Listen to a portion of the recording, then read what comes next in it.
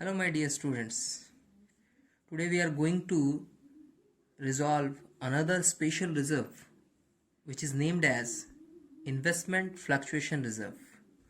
Before I tell you the explanation or the meaning of this reserve, at first I need to remind you something that in previous part of this lesson we have discussed that there are some types of reserves, accumulated profits and losses which is needed to be written off to old partners, which means कि अगर आपके business में कोई पुराने reserve दिखते हैं, पुराना कोई लॉस दिखता है, ठीक है, पुराना कोई स्पेशल रिजर्व, कॉन्टीजेंसी रिजर्व, बहुत सारे टाइप के रिजर्व्स वगैरह दिखते हैं जो कि profit out of profit created है, right.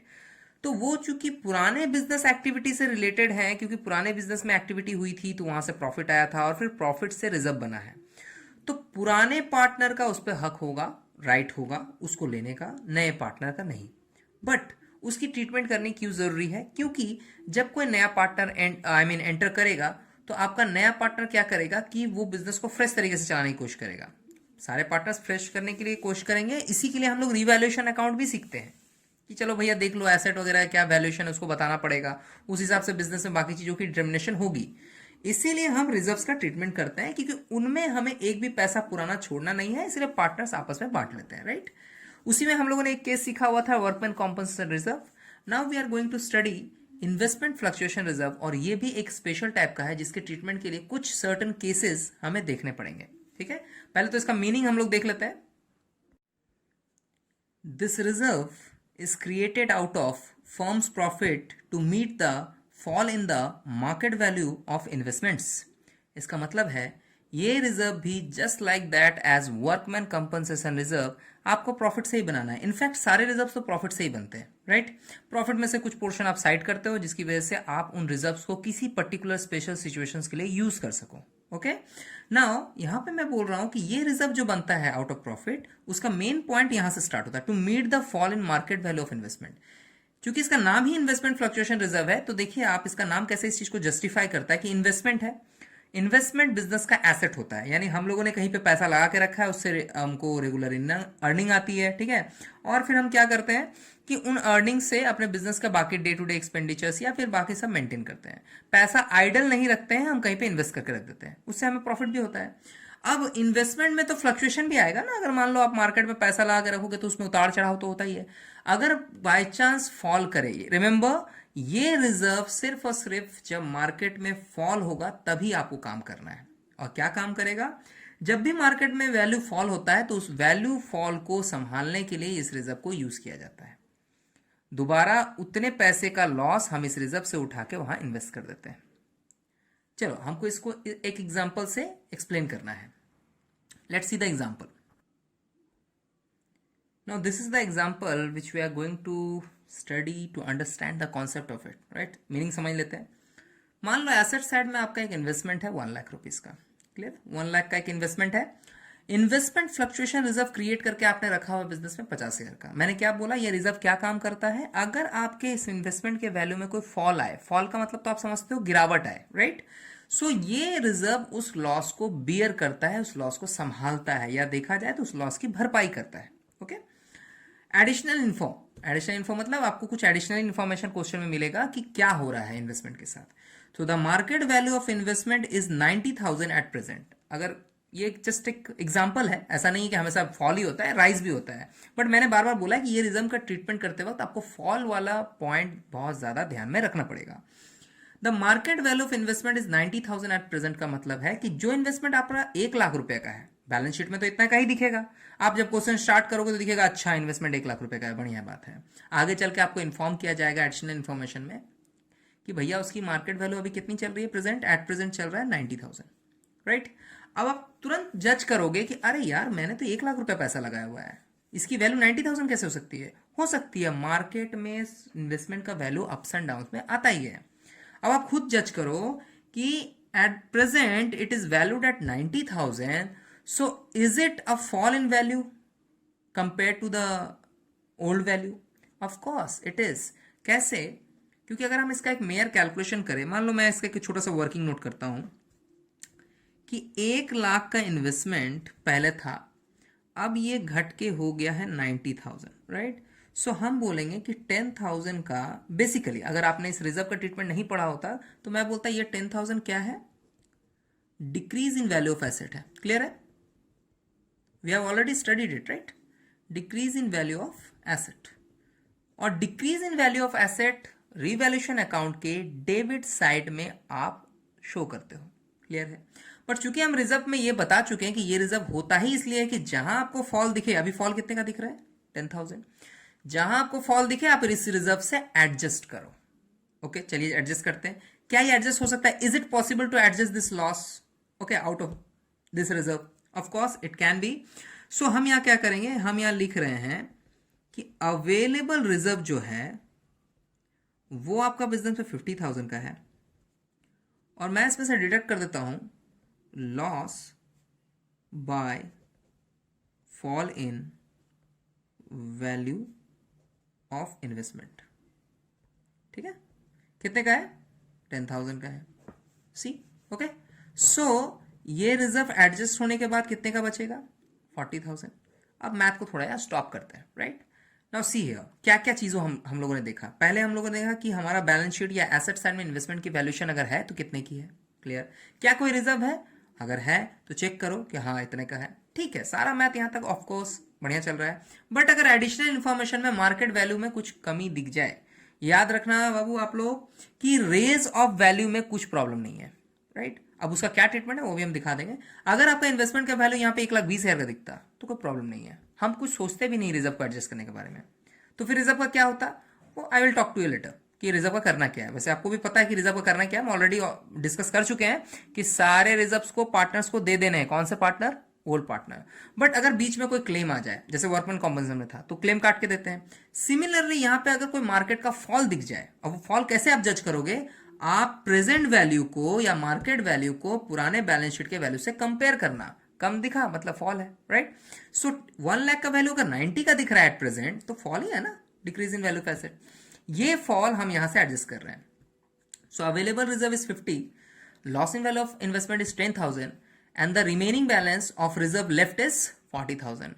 In that case, what you should do is this particular amount has to be divided between old partners in their old ratio, just like workman compensation reserve or any other reserve. बात समझ में आ रही है? अगर आपका कोई भी reserve है तो उसके साथ तो ट्रीटमेंट एक सिंपल सा वही होने वाला है जो आप अभी तक सीखे हो. क्या ट्रीटमेंट है? ट्रीटमेंट यह है कि उस रिजर्व को तो आपको ओल्ड पार्टनर्स को दे देना होगा. सही बात है सर, आप तो हमेशा से यही बोलते आ रहे हो. लास्ट लेसन में भी हम लोगों ने इसी बात पर डिस्कशन किया था, राइट? अब यहां पे भी तो वही करना है भैया, ये भी तो एक रिजर्व ही है. आप बांट लो, लेकिन बांटने से पहले कोई मार्केट का फॉल है कि नहीं इन्वेस्टमेंट पे वो देख लो, क्योंकि ये रिजर्व पर्टिकुलरली किससे कनेक्टेड है? इन्वेस्टमेंट से. सो आप ये देखोगे कि कोई फॉल है कि नहीं, तो फॉल आप चेक कर लो. फॉल को आप इस रिजर्व से पहले माइनस कर लो, जस्ट लाइक क्लेम को हम माइनस करते थे डब्ल्यूसी रिजर्व से. जो पैसा आपका बच जाएगा that is usable to divide between the old partners. यही पैसा आप ओल्ड पार्टनर्स में बांटोगे. Okay? To understand this topic, my dear students, I have taken an example from my book, okay? And this example says the different type of cases which you are going to see whenever you resolve this particular reserve treatment and all, right? So आपको करना क्या है, देखो आप A, B, C are sharing profit ratio in the ratio of 3:2:1. भाई clear cut information है जो हमेशा से देखा है हम लोगों ने. क्या देखा है कि भैया एक ओल्ड पार्टनर का डिटेल रहता है विद ओल्ड रेशियो का detail. They decide to admit D for 1/5 share. Clear है? यहां तक पहुंच चुके हैं. With effect from 1st April 2017, okay? 1st April 2017 को D एक नया पार्टनर 1/5 शेयर के साथ एंटर कर रहा है बिजनेस में. Now an extract of their balance sheet as at 31st March is. Extract का मतलब होता है बैलेंस शीट का कोई पार्ट हम निकाल के दिखा रहे हैं जिससे आपको काम करना है. क्या है वो? लाइबिलिटी साइड में इन्वेस्टमेंट फ्लक्चुएशन रिजर्व का आपका अमाउंट है, बैलेंस है 30,000 एंड इन्वेस्टमेंट है एट कॉस्ट 55 लाख. ये दो फिक्स इंफॉर्मेशन बिजनेस में है, okay? And there are different types of cases to resolve. Case 1 से लेके केस 5. जैसे केस 1 बोलता है there is no other information. Case 2 बोलता है मार्केट वैल्यू इतना हो गया. केस 3 में भी मार्केट वैल्यू है 4, 5. हर जगह different type of market value है, रादर देन कि एक जगह पे नो इन्फॉर्मेशन दिया बट उसके भी ट्रीटमेंट होंगे, राइट? सो हमारा ये क्वेश्चन है जिसको हमें रिजॉल्व करना है. बेसिकली इसमें आप 3 चीजों पर ध्यान रखोगे. रिजर्व का अमाउंट कितना है, इन्वेस्टमेंट की वैल्यू क्या है, और इन्वेस्टमेंट का वैल्यू कनेक्टेड होता है यहां पे मार्केट वैल्यू से. क्या घटा अगर वो फॉल कर रहा है तो आप इस रिजर्व अमाउंट से एडजस्ट करोगे। उसके लिए क्या वर्किंग नोट होगा, क्या कैलकुलेशंस होंगे, क्या जनरल एंट्री पोस्ट करेंगे, that we are going to discuss now. Okay, at first I am suggesting you इस पर्टिकुलर टाइप के क्वेश्चन को एज ए क्वेश्चन लिख के या इन्वेस्टमेंट फ्लक्चुएशन रिजर्व का प्रैक्टिस वर्क लिख के आप अपने कॉपी में नोट कर लो। वीडियो फ्रीज करो, video should be pause here, okay, यहाँ पॉज हो जाना चाहिए, और उसके बाद आप इसको पर्टिकुलरली नोट करो। And after that from that copy हम जो अभी यहाँ पे रिजोल्यूशन या फिर सॉल्यूशन बताने वाले हैं उसको आप टैली करो, यानी मिला के देखो कि क्वेश्चन में ऐसा लिखा हुआ है और हम ऐसा कर रहे हैं। इससे क्या होगा कि क्वेश्चन को बार बार back, I mean the video is not needed to be back, okay, video को रिवर्स करने की जरूरत नहीं पड़ेगी। Okay, so I am suggesting you to write down the question first, I am giving you the time, okay, and after that आप इसको resolution को भी इसके साथ टैली करके सीखेंगे। Okay, so see here I have taken the extract of that question, कि मैंने क्वेश्चन का वो पार्ट ही निकाल के यहाँ कॉपी में लिख लिया है। Now I am going to discuss with you कि इसमें करना क्या है और कैसे करना है। सबसे पहली बात, द बेसिक पार्ट जो मैं बार बार बोल रहा हूँ, रिजर्व का अमाउंट कितना है, इन्वेस्टमेंट की वैल्यू क्या है, और अभी इन्वेस्टमेंट का वैल्यू कितना शो कर रहा है। अगर फॉल होगा तो फिर देखेंगे, राइट। ट्रीटमेंट को स्टेप बाय स्टेप देखेंगे। सबसे पहली बात कि एडिशनल इन्फॉर्मेशन में कोई अदर इन्फॉर्मेशन नहीं है। आप लोग को एक चीज हमेशा ख्याल रखना है कि the ultimate treatment is the reserve has to be divided between old partners. मतलब हर रिजर्व को ओल्ड पार्टनर को देना है, किसी को काट के देना पड़ता है, किसी को पूरा ही दे देते हैं, राइट। अब जैसे मैं आपको अगर जनरल रिजर्व बोलूं तो जनरल रिजर्व तो पूरी तरह डिवाइड हो जाता है, उसमें तो कुछ होता ही नहीं है क्लेम वगैरह का। बट ये जो दो रिजर्व मैं सिखा रहा हूं, जो लास्ट लेसन में मैंने वर्कमैन कॉम्पोजिट सिखाया था और अभी हम लोग इन्वेस्टमेंट फ्लक्चुएशन सीख रहे हैं, इसमें स्पेशल केसेस है जिसमें हम मार्केट वैल्यू और उसमें क्लेम, वर्कमैन कॉम्पोजिशन में क्लेम, और इसमें हम लोग मार्केट वैल्यू देख के मैथ को सॉल्व करते हैं, राइट। अब आगे बढ़ते हैं। रिजर्व हमारा 30 है, इन्वेस्टमेंट 5 लाख है, और एडिशनल इन्फॉर्मेशन में कोई भी मार्केट वैल्यू के बारे में या इन्वेस्टमेंट के बारे में कोई अदर इन्फॉर्मेशन नहीं मिल रहा है। इसमें क्या होगा कि the particular 30,000 rupees will be divided. अब सॉल्यूशन क्या है, सॉल्यूशन विल बी कि ₹30,000, ठीक है, will be divided between A, B and C. 3 partners थे ना इन देयर, और रिमेंबर ओल्ड रेशियो में बांटा जाता है, सेक्रीफाइसिंग रेशियो में गुडविल, और सारी चीजें जो बटने वाली है, चाहे वो प्रॉफिट हो चाहे लॉस, हर जगह आपको ओल्ड रेशियो ही यूज करना है। तो ABC in their old ratio. मैं ये भी लिख देता हूं, एक बार लिख देता हूं, बाकी क्वेश्चंस में तो आप खुद ही पकड़ लोगे कितना रेशियो में काम हो रहा है। 3:1 का रेशियो चल रहा है, राइट। सो वर्किंग नोट कर लेते हैं। ए को 30,000 रुपीज का 3/6, बी को 30,000 रुपीज का 2/6, एंड सी को 30,000 रुपीज का 1/6 डिस्ट्रीब्यूट करेंगे। नाउ यहाँ पे तो 15,000 कैलकुलेट होगा, right. Here it will be calculated as 10,000, here it will be calculated at 5,000। जैसा कि मैं बार बार बोलता हूँ, I am going to repeat it again and again, whenever you stop the calculation you must check the calculation, it should be matched with the total amount which is now divided, जो कि divide हो चुका है। आप देखो 15 and 10 25 and 5 30, which means the whole amount of 30,000 will be divided very accurately, right? Accurately यानी सही तरीके से डिवाइड हो चुका है, कोई भी गलती नहीं है। Now the next part of the question is what kind of journal entry we will be passed, right? So coming to the part of journal entries, what will be the entry? The entry is as same as the before cases were discussed. क्या करते थे, reserve account debit करते थे, चाहे कोई भी reserve हो, और पार्टनर्स के कैपिटल्स को क्रेडिट में लिख के वो पैसा बांट देते थे, राइट। यहाँ पे भी हम वही करेंगे। अब हम यहाँ क्या कर रहे हैं, मैंने एक जनरेटी का जो ये स्ट्रक्चर खींचा हुआ है, राइट, मैं इसमें हर केस का एंट्री लाइन बाय लाइन यानी 1 by 1 करते जाऊंगा। आप सिर्फ देखो, सबसे पहले हम कर रहे हैं केस 1 के लिए entry, right. Entry will be reserve account debit. तो यहाँ पे रिजर्व का नाम क्या है, रिजर्व का नाम है इन्वेस्टमेंट, ठीक है, फ्लक्चुएशन, मैंने थोड़ा शॉर्ट में लिखा है, reserve account debit, right. 3 partner है हमारे पास, so A is capital, 2 B is capital, and 2 C is capital account. Okay, now the what will be the amount, the full amount, the whole amount we are knowing it, हमें तो ये पता चल ही रहा है कि हमारा फुल अमाउंट 30,000 का है। और हम इसमें क्या करेंगे कि डिस्ट्रीब्यूशन वाला अमाउंट डालेंगे 15,000, 10,000 and 5,000 respectively. Okay, now what will be the narration, narration भी एक ज़रूरी है क्वेश्चन को डिफाइन करने के लिए। आपको हमेशा याद रखना चाहिए कि जनरेटिव में नरेशन कोई यूजलेस पार्ट नहीं है। This narration is actually is being used to define the entry. अगर किसी को ये नहीं समझ में आया कि एंट्री हुई क्यों, अब आप बोलोगे सर पता तो है क्या हो रहा है, ऐसा नहीं है। कोई कोई लोग ऐसे होते हैं जो एंट्री को समझना चाहते हैं but with in a single statement, उसको एंट्री का अमाउंट कैलकुलेट नहीं करना, उसको एंट्री को बार बार देखना नहीं होता, वो सिर्फ नरेशन पढ़ता है और पता चल जाए अच्छा, क्योंकि वो बार बार वाउचर से इसको मिलाएगा कि पर्टिकुलरली इस पार्ट के लिए कोई एंट्री हुआ है, तो उसको बड़ा तकलीफ होने वाला है और किसी के पास इतना टाइम होता नहीं है, खासकर मैनेजमेंट के लोगों के पास। सो हम नरेशन इसलिए भी पुट करते हैं ताकि ये एंट्री थोड़ी डिफाइन हो जाए, यानी हम एक्सप्लेन करते हैं कि एंट्री हुआ क्यों, क्या इफेक्ट पड़ा है बिजनेस के मॉनेटरी चीज़ों पे, यानी रिजर्व पे, कैपिटल पे, जिसकी वजह से एंट्री हम पास आउट कर रहे हैं। हमारा जो एंट्री का नरेशन होगा वो होगा being investment fluctuation reserve is created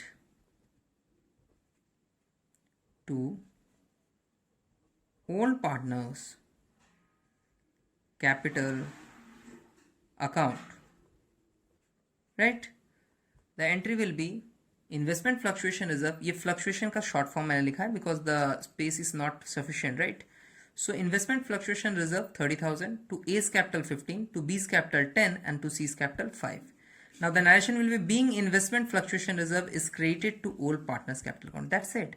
simple सा जनरेटिव आपको पास करना है कि कोई भी रिजर्व होगा उसके अकाउंट में डेबिट में डालेंगे और कैपिटल्स को क्रिएट कर देंगे।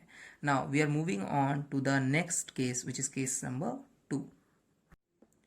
Now here is our next case, case number 2, which says कि हमारे पास रिजर्व तो वही बेसिक डिटेल मौजूद है 30,000, इन्वेस्टमेंट की वैल्यू कॉस्ट पे है 5 लाख, बट एडिशनल इन्फॉर्मेशन कुछ अब इस बार कह रहा है, उस टाइम था कि नो अदर इन्फॉर्मेशन अवेलेबल है।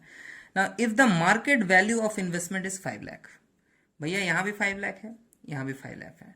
सबसे पहली बात, जब भी कोई मार्केट वैल्यू का इन्फॉर्मेशन आपको मिले तो आप ये तय करो कि क्या पुराने इन्वेस्टमेंट की वैल्यू अभी के मार्केट वैल्यू के साथ मैच कर रही है, क्या उसमें फॉल आया है या राइज आया है।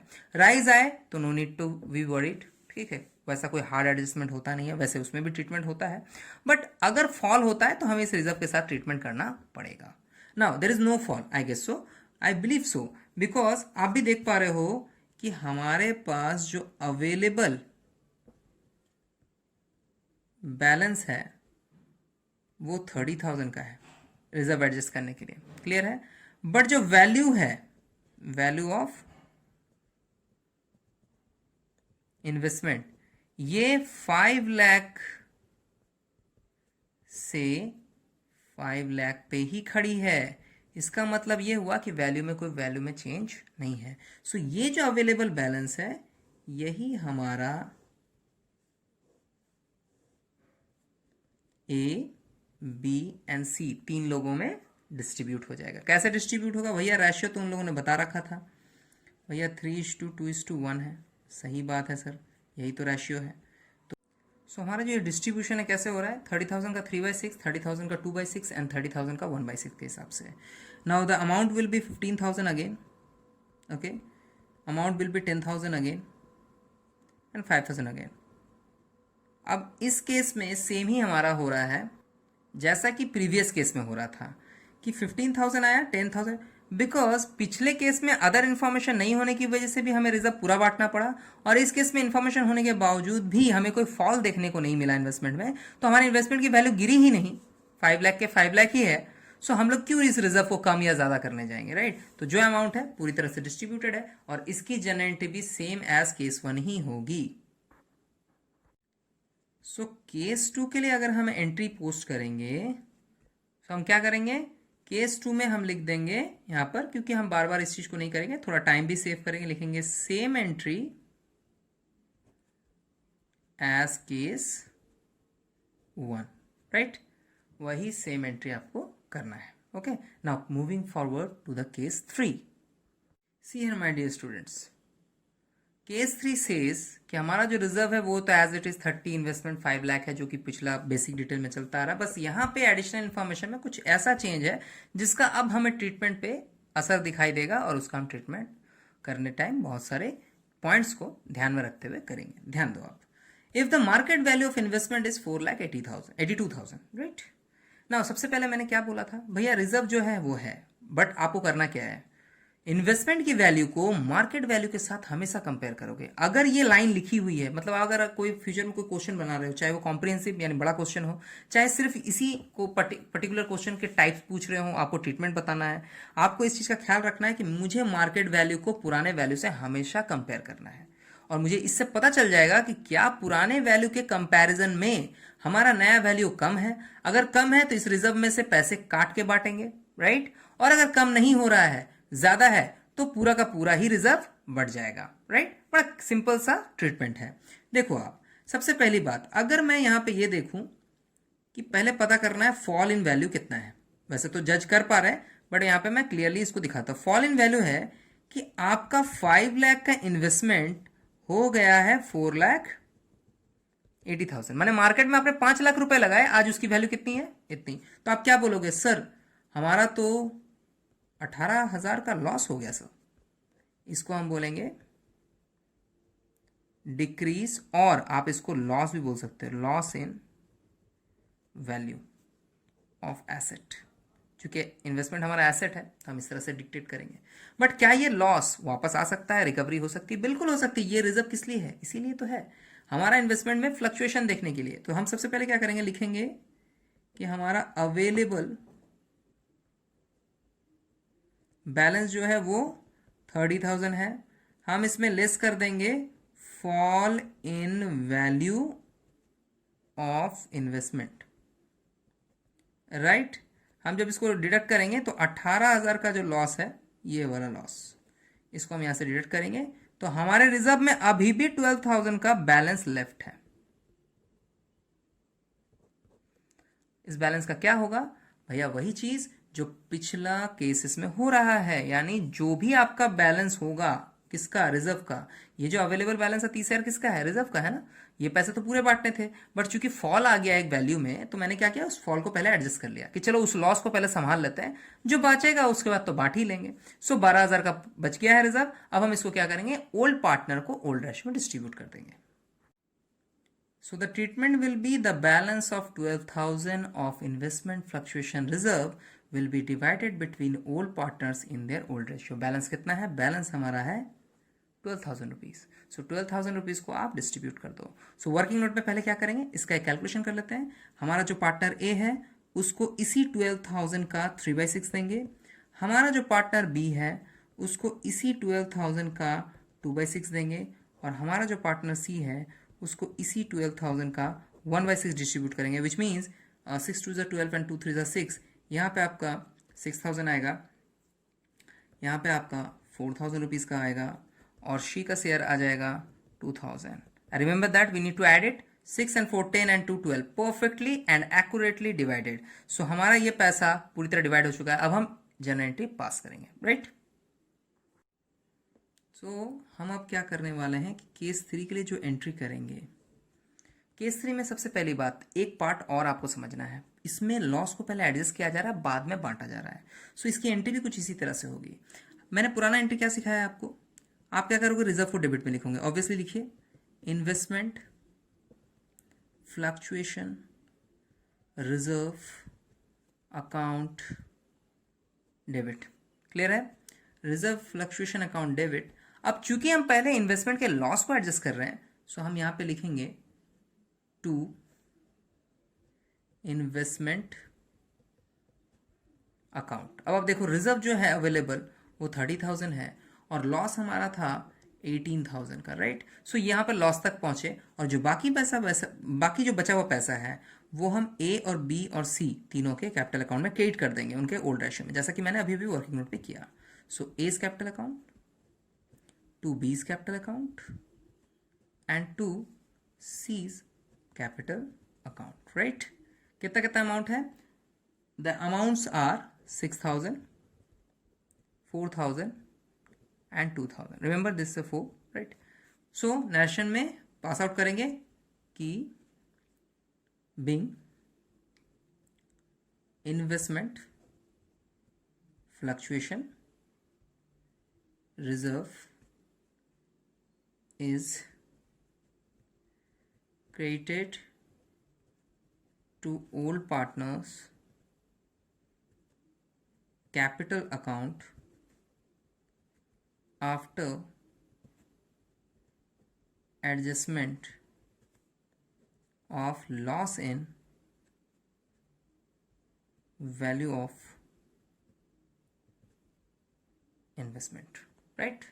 थोड़ा लंबा है but it should B definable, मतलब ये जो आपका नरेशन है वो एंट्री को डिफाइन होना चाहिए। आप देखो रिजर्व टू इन्वेस्टमेंट मैंने लिखा फिर कैपिटल लिखा, इसका मतलब मैंने क्या किया कि being investment fluctuation reserve is created to all partner, मिला है पार्टनर्स को after adjustment of loss in value of investment, मतलब ये वाला पार्ट, राइट। सो ये हमारा हो गया जनरल एंट्री। यानी आगे चल के आपको कोई भी एंट्री ऐसा मिले जिसमें लॉस को एडजस्ट करना हो तो एंट्री होगा रिजर्व टू इन्वेस्टमेंट, जो बाकी का पार्ट बच जाएगा वो पार्टनर्स को डिस्ट्रीब्यूट हो जाएगा, उसके लिए आप वर्किंग पहले कर लेना, right. Investment fluctuation reserve in the case number 4 is 30 and investment is 5 lakh. As you know कि ये भी एक केस है अलग, जिसमें अलग टाइप का कोई एडिशनल इन्फॉर्मेशन होगा जिसके बेसिस पे हमारा जो भी ट्रीटमेंट है उस पर इम्पैक्ट पड़ेगा, राइट। नाउ देखो, if the market value of investment is 4,55,000। अब आप बोलोगे सर फॉल हो रहा है, बढ़िया बात है, हम लोग समझ गए सर, आप बार बार फॉल क्यों दिखा रहे हो, बट रिमेंबर यहाँ पे कोई भी केस फालतू नहीं है, अननेसेसरी नहीं लिखा हुआ। आप चेक करो कि पहले फॉल में हो क्या रहा है, बाद में मैं आऊंगा कि इसको हम दोबारा क्यों देख रहे हैं, कि एक फॉल वाला मैथ दोबारा क्यों देख रहे हैं, वो बात तो वही है, फॉल हो रहा है। चलिए हम पहले देखते हैं। सबसे पहले हमें ये चेक करना है फॉल कितने का है। फॉल इन वैल्यू जो है आपका वो है कि आपका इन्वेस्टमेंट पहले था 5 लाख का और वो चला गया है 4,55,000 के वैल्यू पे, विच मीन जो आपका फॉल हो रहा है वो हो रहा है 45,000 रुपीज़ का।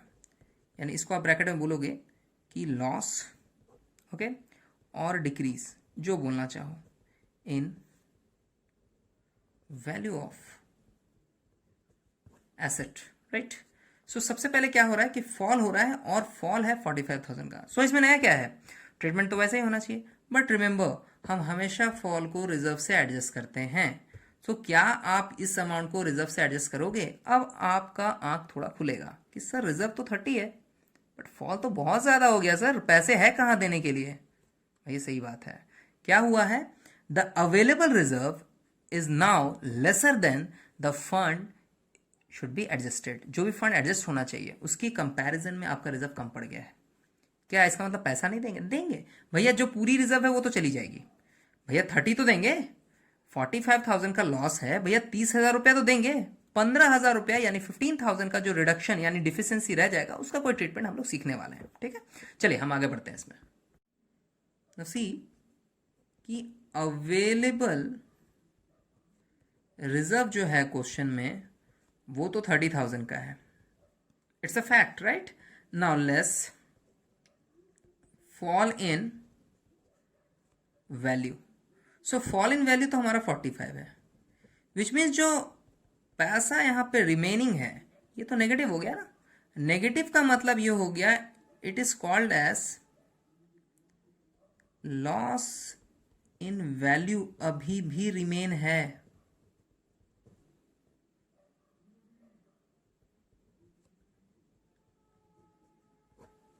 बात समझ रहे हो आप? मैं दोबारा रिपीट करते रहा हूं, डोंट वरी।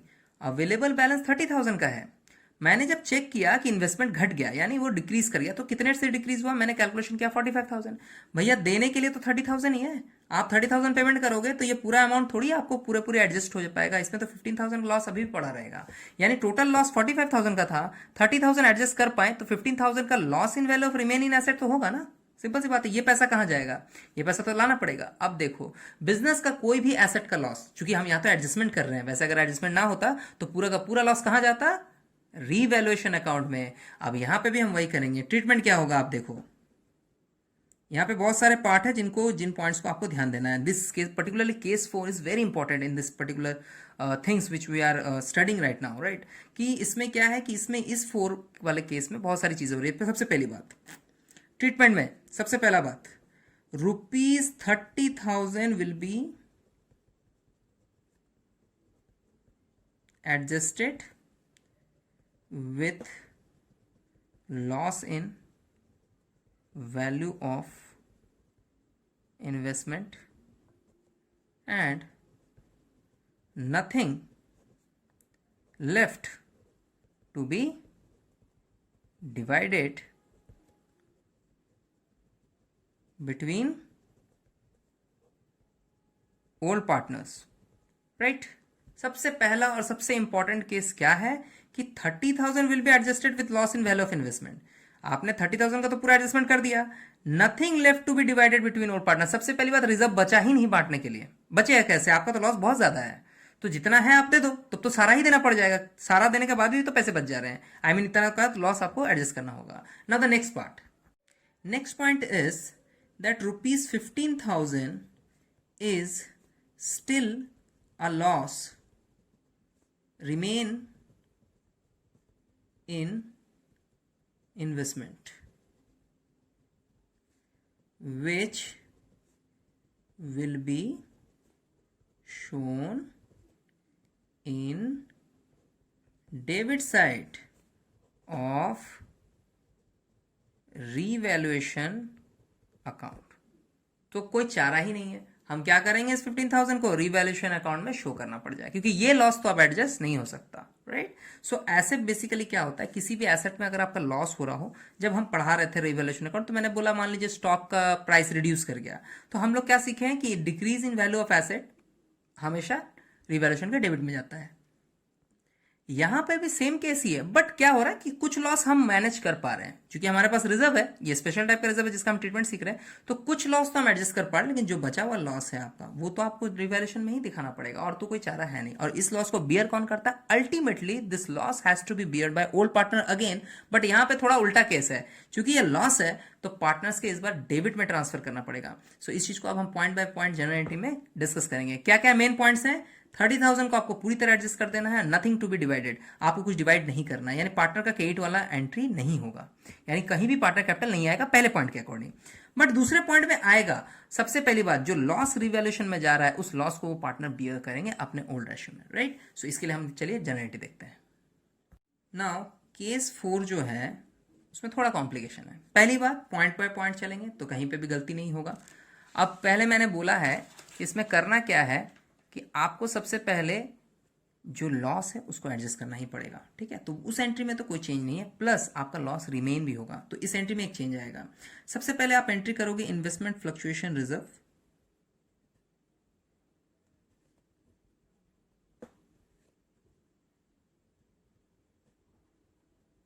अकाउंट डेबिट, ठीक है। और हमारी एंट्री क्या रहती है बेसिकली, अगर कोई इन्वेस्टमेंट का लॉस हमें एडजस्ट करना है तो जैसा प्रीवियस एंट्री यानी केस 3 में मैंने बताया है, it should be investment account to be created, investment account create करते हैं, ठीक है, क्लियर है। अब आप देखो कि इसमें तो एक लॉस पूरा एडजस्ट हो ही नहीं पाएगा, क्योंकि रिजर्व जो है हमारा वो है 30,000 का, और जो अमाउंट टू बी एडजस्टेड हो रहा है वो तो 45,000 है ना।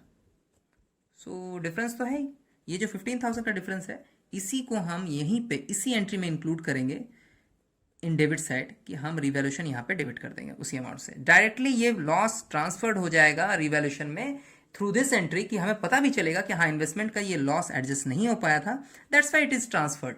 ओके, सो हम यहाँ पे एक नरेशन भी छोड़ देते हैं, Bing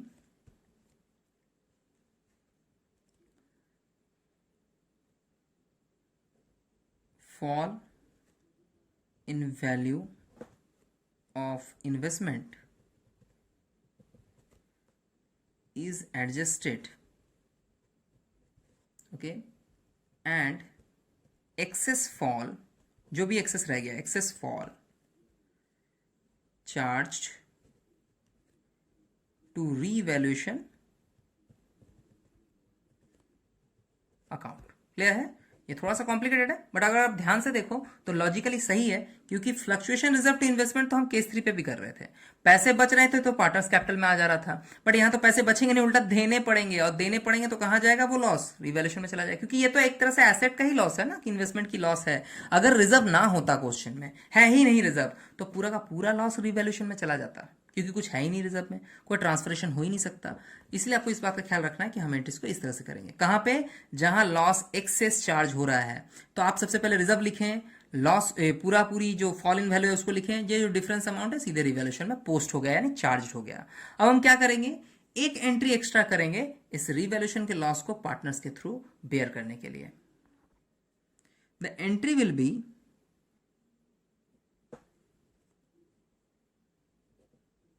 A's capital account debit, right? B's capital account debit, right? C's capital account debit, okay, to revaluation account. Now the loss is 15,000. So how will it be charged और divided? भैया old ratio में, simple सा concept है, profit हो loss हो सब कुछ old partner को ओल्ड रेशियो में ही देना है, रादर देन गुडविल। गुडविल को हमेशा सैक्रिफाइसिंग रेशियो में ही डिवाइड करते हैं, क्योंकि उसका एक लॉजिक होता है कि पार्टनर्स अपने शेयर का सैक्रिफाइस कर रहे हैं, that's why they are willing to have the goodwill amount from the new partner, right? So वहां पे कॉन्सेप्ट अलग है, बट यहां पर क्या हो रहा है कि आप कोई भी चीज का डिस्ट्रीब्यूशन या फिर आप कोई भी चीज को आप क्रेडिट या डेबिट करोगे पार्टनर्स को, तो उसको ओल्ड रेशियो में ही देना है। That's why the 15,000 will be divided in old ratio again. So old ratio हमारा 3/6, 2/6 एंड 1/6 है। इसका हम एक छोटा सा वर्किंग नोट भी आपको करके दिखा देते हैं। सी हियर, सो ए जो है उसको 15,000 का 3/6 देंगे, बी जो है उसको 15,000 का 2/6 बियर करना है, और सी जो है उसको 15,000 का 1/6 बियर करना है, राइट? सो कितना कितना अमाउंट कैलकुलेट हो रहा है, तो हम चेक कर लेते हैं इसको। 7,500, 5,000 एंड 2,500, क्लियर? सो जो लॉस है that will be divided in this particular portion. Now I have taken you back in the general entry and you should post the amount is just calculated in other part of the page, which is 7,500, 5,000 for B, and for C it is 2,500. You should add it 7, 5, 12, 2, 14 and 115. So perfectly and accurately divided. So what will be the narration? Narration will be very simple, being it is a kind of loss, no? So being loss on revaluation is now debited, right? Debited to old partners capital account, right? Simple and short. Now the case 4 is completed over here. Moving forward to the case 5, which is the last case of our question and this particular treatment of accumulated reserve of investment fluctuation reserve treatments, right? So my dear students, this is the last case, case 5, where it said if the market value of investment is 5,24,000, which means अब हमें ये case देखना है कि इसमें कौन सा reduction हो रहा है, कौन सा फॉल हो रहा है, अगर हो रहा है तो कितने का हो रहा है तो कैसे एडजस्ट करेंगे, इसका ट्रीटमेंट देखेंगे। And this is our last case जिसमें हम सारा कवर अप कर चुके हैं अभी तक, और ये लास्ट केस भी हमें लास्ट में एक एडिशनल इन्फॉर्मेशन दे के जाएगा कि ऐसा होने पे भी हम कैसा करते हैं। इन सारे केसेस के अलावा कोई और केस जनरेट नहीं हो सकता, क्योंकि इसमें सारे फॉर्मूले हैं। ज्यादा होने पे कम करेंगे, कम होने पे क्या करेंगे, नहीं होने पे क्या करेंगे, इक्वल होने पे क्या करेंगे, इस तरह के सारे केसेस बने हुए हैं। So let's get started and ended with case 5। Now see here students, this was the question ना कि रिजर्व कितने का था 30, इन्वेस्टमेंट कितने का है 5 लाख। एडिशनल इन्फॉर्मेशन ये बोलता है कि if the market value of investment is 5,24,000। अब ये बड़ा सिंपल सा कॉन्सेप्ट है भैया, ऐसा है कि हर क्वेश्चन में काम तो वही है, रिजर्व बांटना है बट फॉल इन वैल्यू को देखते हुए, राइट? अब यहाँ क्या करेंगे, हम यहाँ चेक कर रहे हैं कि इन्वेस्टमेंट 5 लाख का दिख रहा है बट मार्केट वैल्यू उससे बढ़ा हुआ है। अच्छी बात है, इन्वेस्टमेंट अगर अच्छी जगह किया जाए तो मार्केट वैल्यू बढ़ भी सकता है, ऐसा नहीं कि हमेशा कम हो या ना हो या इक्वल हो, ठीक है?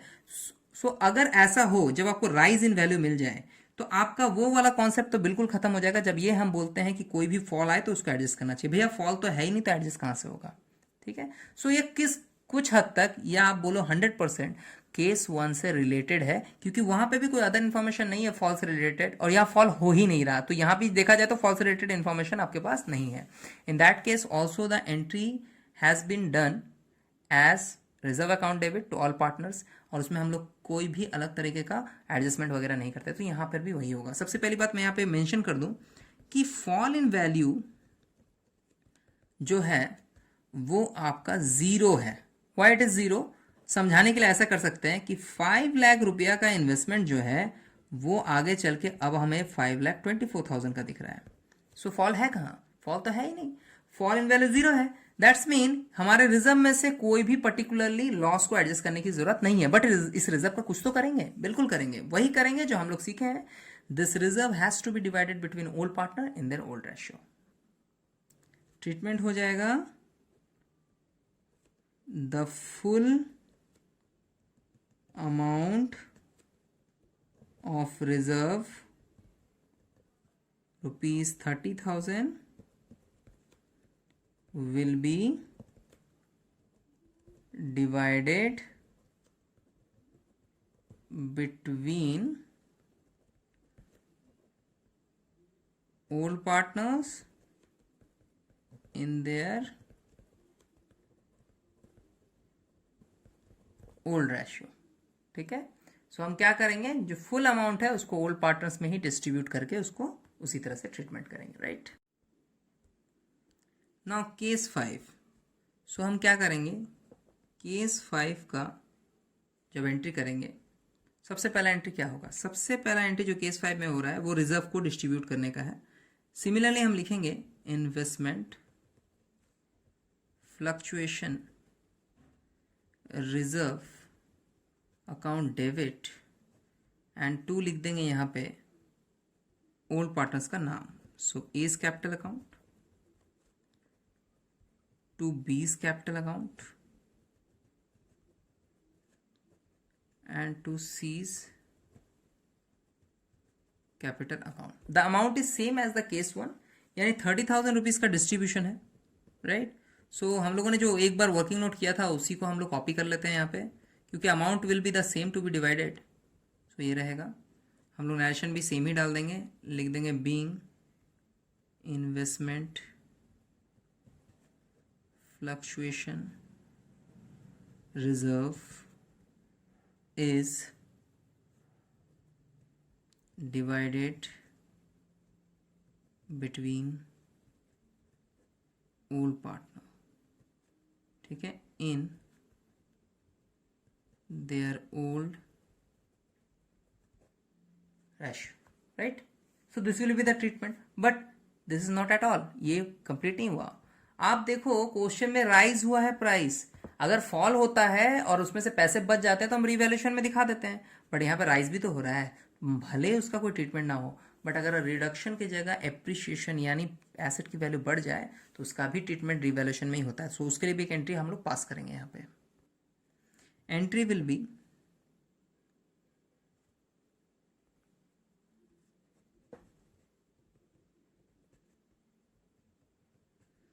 इन्वेस्टमेंट अकाउंट डेबिट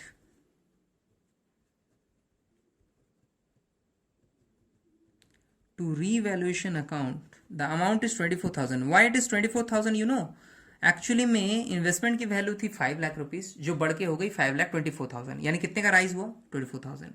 सो हम लोग क्या करेंगे, इस अमाउंट को रिवैल्यूएशन के क्रेडिट में ट्रांसफर करेंगे एज ए प्रॉफिट। हम यहाँ पे लिख देंगे being value of investment is raised, बढ़ चुका है, रेज्ड, और इंक्रीज भी आप लिख सकते हो। Now if the value of investment is increase, it is considered as profit to revaluation, right. Revaluation का प्रॉफिट हुआ, जब प्रॉफिट होगा तो उसकी भी एक एंट्री होती है जो पार्टनर्स को करनी पड़ती है, वो होता है रिवैल्यूएशन अकाउंट डेबिट, ठीक है, to old partners capital. So to A's capital account,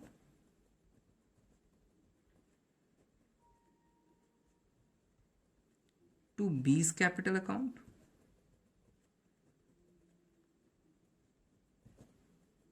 and to C's capital account, right. अब कितना अमाउंट है, अमाउंट है 24,000 which is to be divided, और 3:2:1 जो रेशियो है वही यहाँ पे काम करेगा। सो हम इसको डिस्ट्रीब्यूट कर लेते हैं।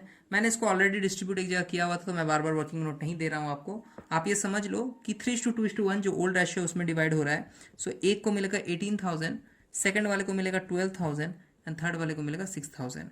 हम यहाँ पे एक नरेशन पोस्ट करेंगे कि बीइंग प्रॉफिट ऑन रिवैल्यूएशन,